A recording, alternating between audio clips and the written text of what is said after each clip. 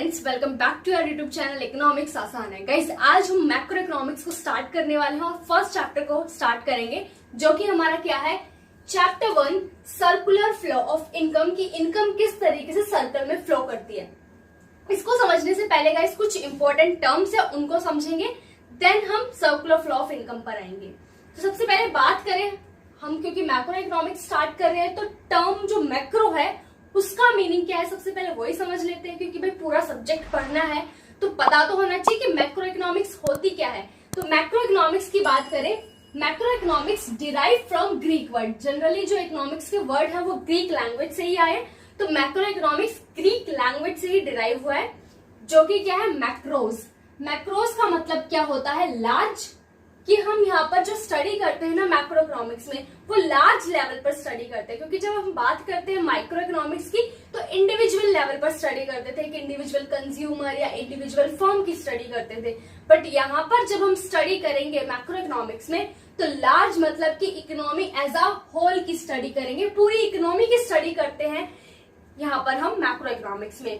तो macro economics क्या करता है, macro economics deal with aggregate economic variables of the economy, कि इकोनॉमी के एग्रीगेट इकोनॉमिक वेरिएबल के साथ डील करता है। एग्रीगेट मतलब सम की बात करते हैं, कि पूरी इकोनॉमी एज अ होल की हम यहाँ पे स्टडी करते हैं। तो एग्रीगेट इकोनॉमिक वेरिएबल्स कौन से हैं के साथ जो है मैक्रो इकोनॉमिक्स में डील करा जाता है, स्टडी करा जाता है, वो हमारा सबसे पहला आता है एग्रीगेट सप्लाई, की पूरी इकोनॉमी की कितनी सप्लाई है। क्योंकि जब हम बात करते हैं माइक्रो इकोनॉमिक्स में, तो माइक्रो इकोनॉमिक्स में एक इंडिविजुअल फर्म कितनी सप्लाई कर रहा है ये हम स्टडी करते हैं, बट मैक्रो लेवल पर हम एक एग्रीगेट सप्लाई की बात करते हैं, कि पूरी इकोनॉमी में कितनी सप्लाई हो रही है। देन बात करें एग्रीगेट डिमांड, कि पूरी इकोनॉमी में कितनी डिमांड है, that is aggregate demand. And then बात करें नेशनल इनकम, की पूरी इकोनॉमी की कितनी नेशनल इनकम है, कितनी इनकम है। ठीक है, नेशनल इनकम बेसिकली हम कैलकुलेट कैसे करते हैं, कि जितने भी गुड्स एंड सर्विसेज प्रोड्यूस हुए हैं विद इन द इकोनॉमी और outside the economy by normal resident, उसकी मॉनेटरी वैल्यू क्या कहलाती है, नेशनल इनकम कहलाती है। जो कि हम नेशनल इनकम जब चैप्टर पढ़ेंगे तो बहुत ही डिटेल में इसको हम देखने वाले हैं।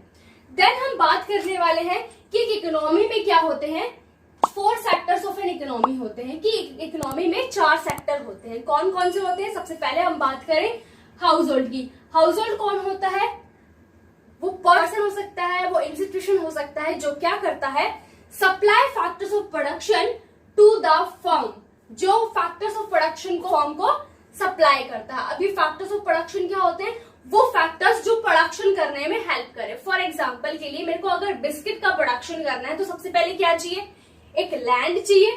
ठीक है, लैंड का मतलब क्या, एक फैक्ट्री चाहिए जहां पर क्या होगा, सारे ऑपरेशंस होंगे। और फैक्ट्री में काम करने वाले क्या चाहिए भाई, लेबर चाहिए। लेबर काम किस पर करेंगे, मशीनरी पर करेंगे, तो कैपिटल चाहिए। और जो पर्सन लैंड लेबर कैपिटल को अरेंज करता है, रिस्क बियर करता है टू अर्न प्रॉफिट, उसको हम एंटरप्रेन्योर बोलते हैं। तो 4 फैक्टर्स ऑफ प्रोडक्शन होते हैं हमारे। कौन कौन से होते हैं, land, labour, capital and entrepreneur. Land को बेसिकली क्या मिलता है, बदले में रेंट मिलता है, लेबर को वेजेस मिलते हैं, कैपिटल पे इंटरेस्ट मिलता है, एंटरप्रेन्योर रिस्क बियर कर रहा है क्योंकि, तो वो अर्न करता है प्रॉफिट। क्लियर हुआ कि हाउस होल्ड क्या करेगा, फैक्टर्स ऑफ सर्विसेज क्या करेगा, फैक्टर्स ऑफ प्रोडक्शन क्या करेगा, सप्लाई करेगा फर्म को, ताकि फर्म उनका यूज करके प्रोडक्शन कर सके।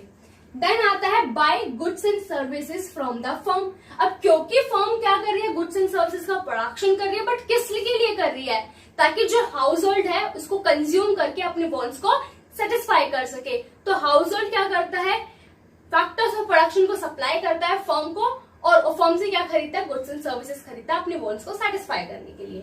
देन आता है हमारा सेकंड सेक्टर। सेकंड सेक्टर क्या है, फर्म।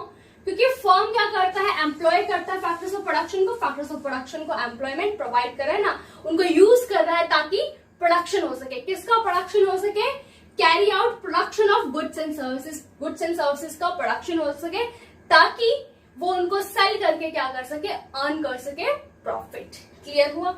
देन हम बात करते हैं, तो थर्ड सेक्टर है हमारा गवर्नमेंट। गवर्नमेंट क्या करती है, इकोनॉमी में मेंटेन करती है law and order in the country, और क्या करती है, imposes tax and fines, impose करती है टैक्स एंड फाइन। टैक्स की बात करें तो 2 तरह के टैक्स होते हैं, डायरेक्ट टैक्स और इनडायरेक्ट टैक्स। इसको हम आने वाली क्लासेस में डिटेल में देखेंगे। ठीक है, तो डायरेक्ट टैक्स और इनडायरेक्ट टैक्स जो है कलेक्ट करती है गवर्नमेंट।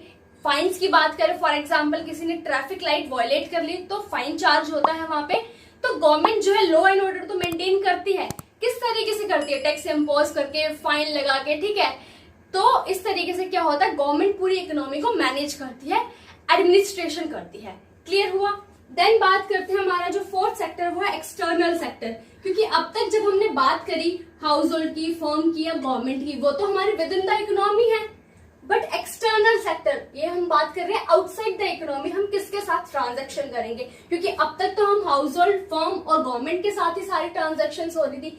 बट अब क्या बात कर रहे हैं एक्सटर्नल सेक्टर की। एक्सटर्नल सेक्टर का मतलब यहाँ पे क्या आ गया कि economic transactions of the domestic country with rest of the world, कि हमारे इंडिया को छोड़कर जो भी सारे कंट्रीज बच गई वो रेस्ट ऑफ द वर्ल्ड है, ठीक है। उसके साथ जब हमारी क्या होगी, इकोनॉमिक ट्रांजैक्शंस होगी, हमारी डोमेस्टिक कंट्री के रेस्ट ऑफ द वर्ल्ड के साथ इकोनॉमिक ट्रांजैक्शंस होगी, उसको हम क्या बोलते हैं, एक्सटर्नल सेक्टर बोलते हैं। अब क्या क्या ट्रांजैक्शन हो सकती है, हम गुड्स एंड सर्विसेज को एक्सपोर्ट कर सकते हैं रेस्ट ऑफ द वर्ल्ड को, और रेस्ट ऑफ द वर्ल्ड से हम क्या कर सकते हैं, गुड्स को इंपोर्ट करा सकते हैं, तो एक्सपोर्ट एंड इंपोर्ट हो सकता है।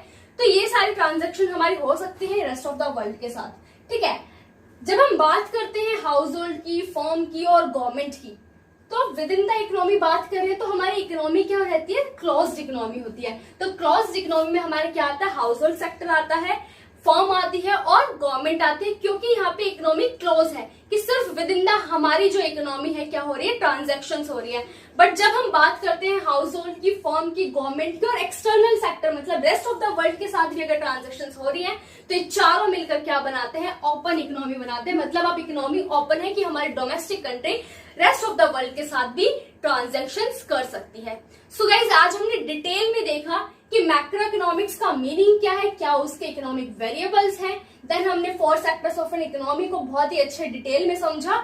सो गाइज ये हमारे लिए समझना बहुत इंपॉर्टेंट था। फ्लो ऑफ इनकम चैप्टर को बेसिकली समझने के लिए ये इंपॉर्टेंट टर्म्स थे जिसका हमने आज मीनिंग देखा।